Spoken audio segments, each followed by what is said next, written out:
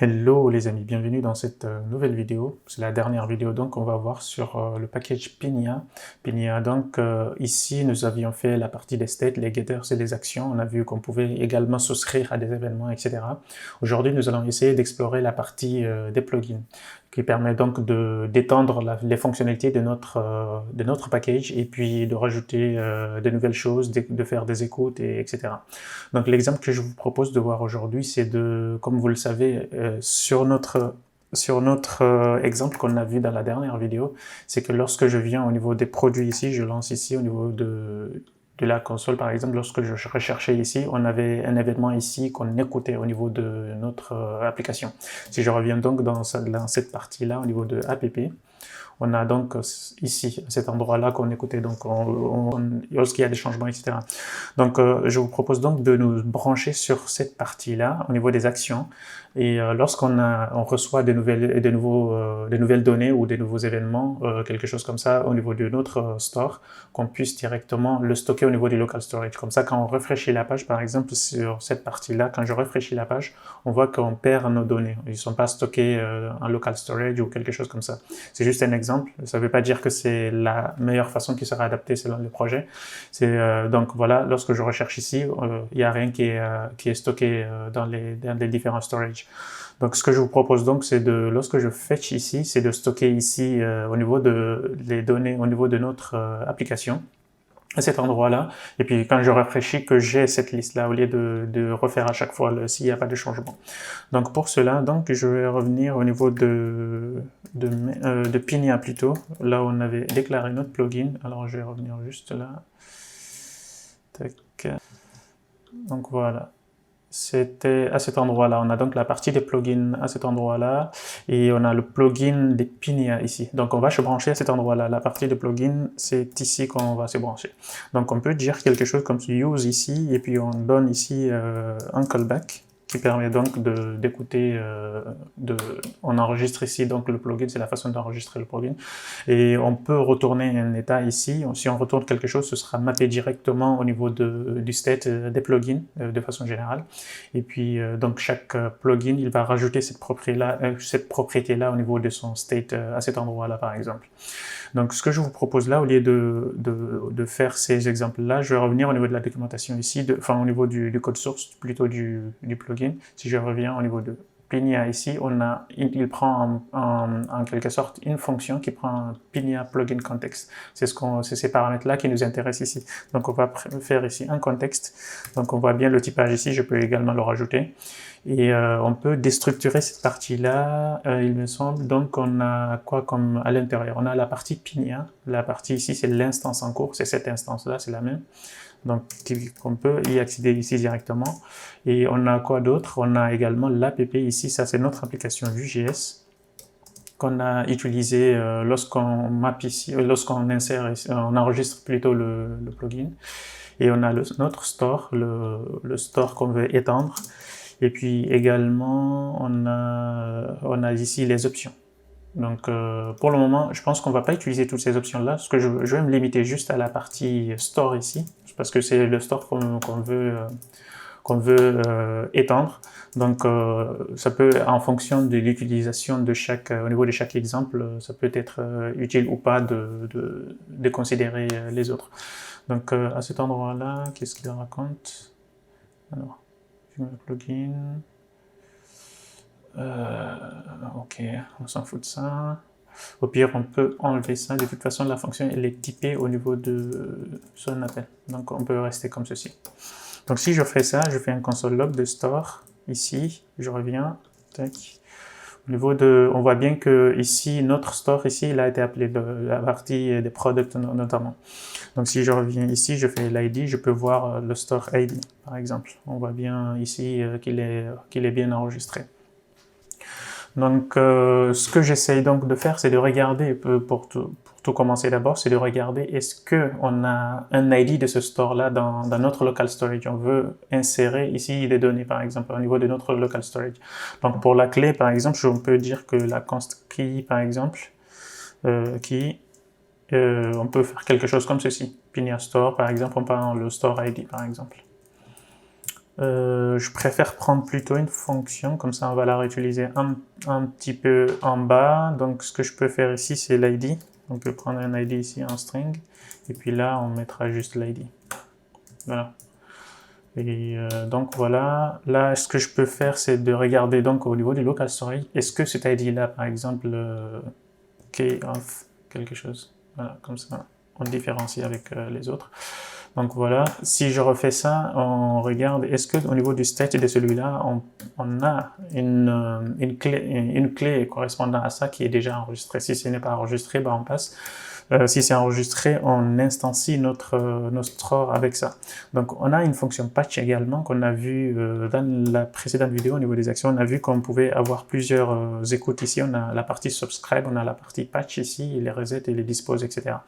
Donc la partie patch permet, comme on avait dit, permet donc de rajouter un état, de patcher en quelque sorte une partie des informations du state ici par exemple. Donc c'est un partial de ces propriétés qui sont là. Donc on peut faire un patch pour rajouter donc des données au niveau de cette propriété là. Donc si je fais ça par exemple, je peux même enlever le if ici, et comme ça permet directement de faire ou pas.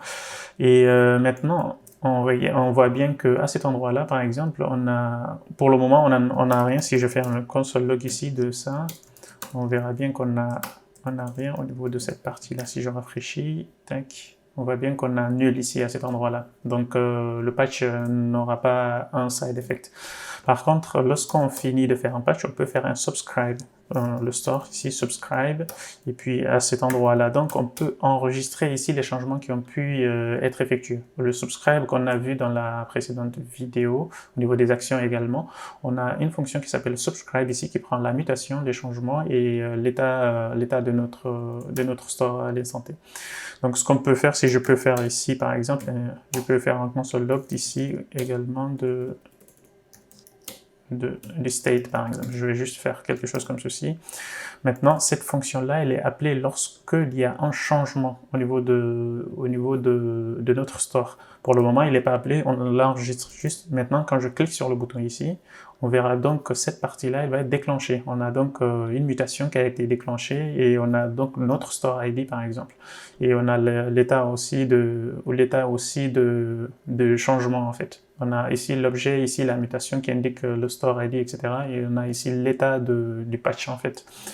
Donc maintenant, ce qu'on peut faire au niveau de la mutation ici, on a aussi un store ID ici. Si je l'affiche celui-là par exemple, je peux enlever ça, on n'en a pas besoin pour le moment. Je peux faire ça. On voit bien ici la mutation à cet endroit-là. Donc ce que je peux faire, c'est de reprendre cette clé-là et comme ça permet de différencier, ici nos différents stores. Donc je fais un local storage, je fais un set item ici. Tout à l'heure, on a fait un get ici pour récupérer les données. Maintenant, pour mettre les données au niveau du local storage, c'est de prendre ici la partie ID et donc de faire un JSON stringify de celui-là, des données qu'on a reçues. Donc si je fais ça, tac, donc on voit bien au niveau du local storage, si je reviens ici, on voit bien ici nos données qui sont au niveau du local storage. On voit bien un JSON ici qui est bien formaté, le state ici. Donc si je rafraîchis cette page-là maintenant, on a les données qui restent et on n'a pas perdu les données lorsqu'on fait. Par exemple, si j'enlève ça, je rafraîchis. On perd les données. Si je fais ça, on enregistre les données dans notre application. Et puis, si je rafraîchis, donc on n'a pas besoin d'aller rechercher les produits au niveau de l'API, etc. Donc, ça c'était juste un exemple pour illustrer qu'on pouvait étendre en fait les fonctionnalités de Pinia par exemple. Alors, il y a d'autres packages qui permettent de faire ça de façon un peu plus avancée et poussée sur les sérialisations, etc. Donc, pour le moment, on va s'en limiter à ça, par exemple. Et également, si je peux prendre un autre exemple aussi, si je reviens au niveau des app, on avait notre ancien compteur, par exemple, qui était là. Ce que je peux faire, c'est de l'appeler, par exemple. Et puis, qu'est-ce qu'on avait d'autre? Print, il me semble, print quelque chose, print component. Voilà. On avait ces deux composants-là, si vous vous rappelez bien, au niveau du début de cette vidéo, de cette série. Je vais juste les espacer et voilà, je vais juste faire un espacement pour qu'on puisse les voir. Si je reviens ici, on voit bien notre flex,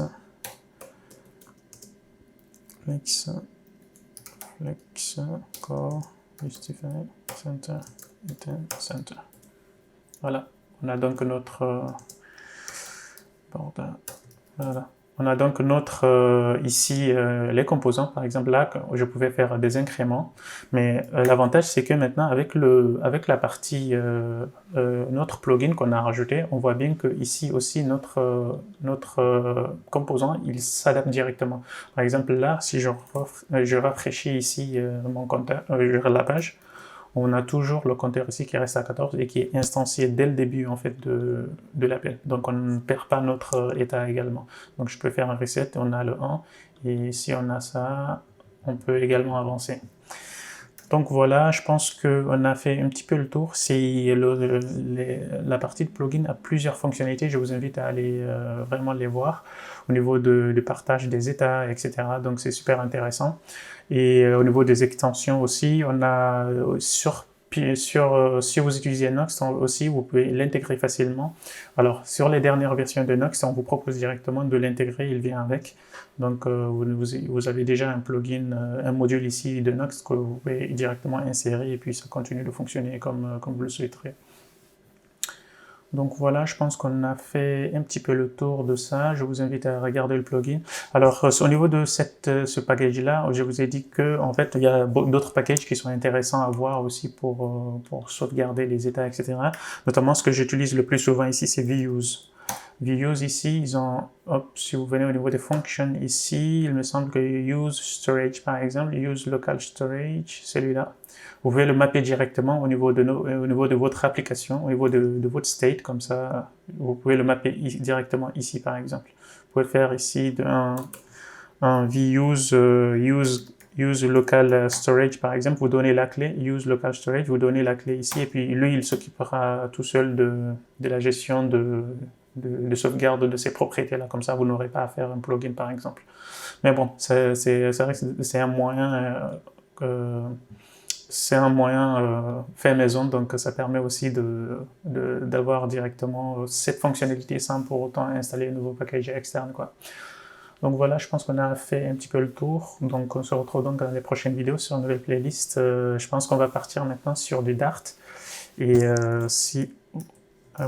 j'avais fait dans la dernière vidéo, sur Instagram plutôt, j'avais parlé un petit peu j'avais fait un petit sondage ici pour voir sur nos prochaines suggestions de vidéos. Je pense qu'on va partir sur du Flutter, mais pour débuter encore, je vais commencer par Dart parce que c'est pas un langage très répandu pour faire du mobile. Donc on va un petit peu arrêter le web on va faire plutôt une pause sur la partie web et nous allons donc explorer un petit peu la partie mobile également. Et l'avantage, c'est que on pourra, au niveau de Vue.js, vu qu'on a vu pas mal de choses, on pourra faire de temps en temps des rebuilds des sites web, ce genre de choses, et on pourra voir, même si c'est sur Dribble par exemple, on pourra s'inspirer ici des designs et puis essayer de refaire des applications comme ceci par exemple. Donc ça pourrait être intéressant également pour la partie Vue.js, pour ne pas lâcher complètement la partie web et continuer à explorer le monde du mobile aussi au niveau de Flutter et Dart. Donc voilà, je pense qu'on a fait le tour et puis on se retrouve donc à la prochaine. Ciao!